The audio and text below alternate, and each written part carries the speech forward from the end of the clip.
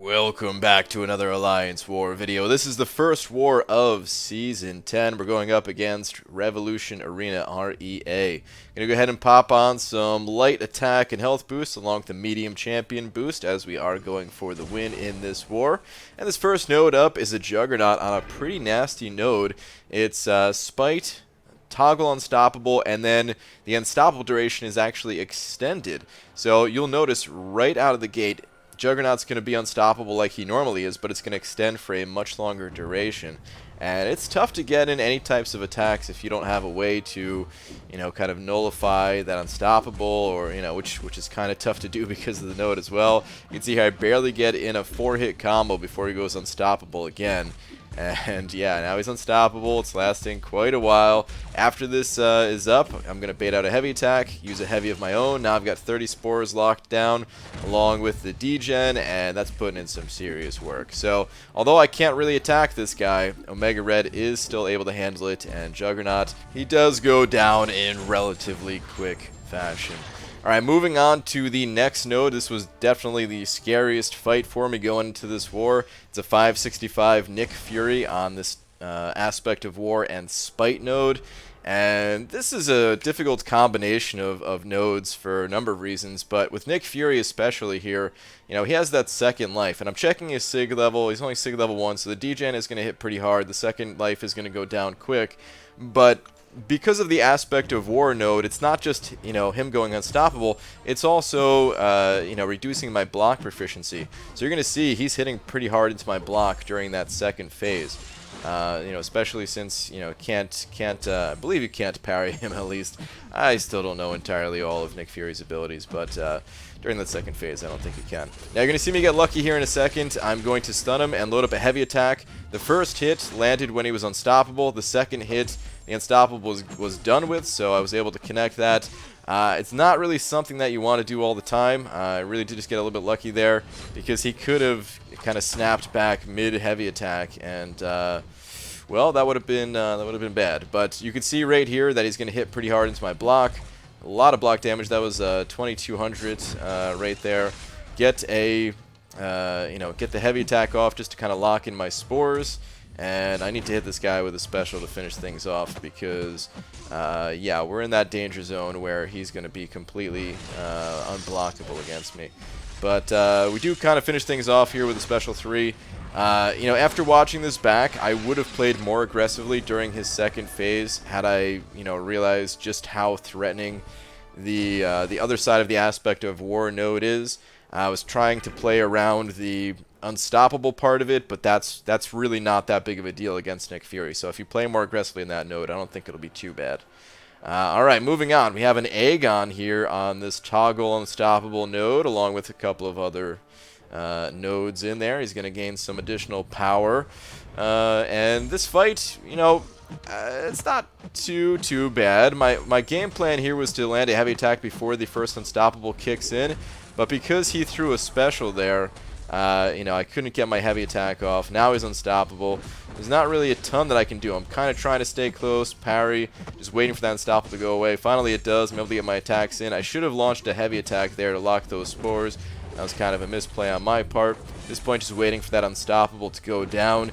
He's essentially unstoppable for 7 seconds, and then you have 8 seconds to attack, and that's kind of the toggle there that you're getting those openings. All in all, not too bad of a fight. I just kind of made some misplays. Otherwise, I could have possibly even gained a little bit of health there. Alright, the mini-bosses, they're already down. Gonna move out to the next section here. Of course, I have to wait to get some more power. But I have that now, more energy, I mean. And moving on to the middle section. This is Path 4 as well. I failed to mention in the beginning that I was on Path 4 for the first section, Path 4 for the second section. Go ahead and pop one potion here, just because, we're going for a win here, but we were kind of going a little bit casual, where, I didn't feel the need to fully max myself out. Once we're pushing harder, then, well, those days are probably over. But for now, yeah, it's just a Black Bolt fight too. If it was a more difficult defender, I definitely would have healed more. But you're going to see me gain a lot of health back, actually, during this fight. I'm going to use a special one. I'm actually not really trying to get the heavy attack off. I really just want to get a good special one here towards the end. And boom, ended that fight with 78%. So between the Death Field aura, or not the Death Field aura, the bleed on myself that wasn't dealing any damage but still triggering my willpower healing, and the healing off of my special one, I actually got quite a bit of health back. And I'm going to try to do the same thing this fight. Now, it's a little bit riskier here because of the strike back node. I just have to make sure that my L1 actually does kill Bishop. And it's kind of sketchy because if the L1 kills him too quickly, like on the first hit, or the spores kill before the second hit of the L1 happens, then you don't actually get any of that healing back. So I got to time this just right, but you're going to see my health shoot up here. At this point, I didn't want to risk it because of that strike back, so I did get the heavy attack off. But look at that, man. Back up to 99% health. What a survivor here. What a... the sustainability in Omega Red is actually so nice when you're running suicides. Alright, we've got debuff immunity here, and then this toggle unblockable. Now, I went in too quickly, and I thought it was toggle unstoppable. I didn't realize it was toggle unblockable, so I'm actually going to get hit here quite a few times. I'm going to eat a full combo. I believe it's coming up right now. Here we go. He's unblockable, and I was like, dude, what even happened? I had no idea. You know, luckily, again, I'm playing a character that's essentially bleed immune. Otherwise, that would have been possibly pretty devastating. Just because Venom's bleeds, they can actually hit decently hard. But here we go. During the second unblockable phase here, I'm able to take him down. And yeah, Venom drops pretty quickly. Okay. Moving on to what is going to be the final fight of this war. This is an Infinity Man here. And it's got this Tank Buster node and Safeguard, and this just looks perfect to throw in my Void.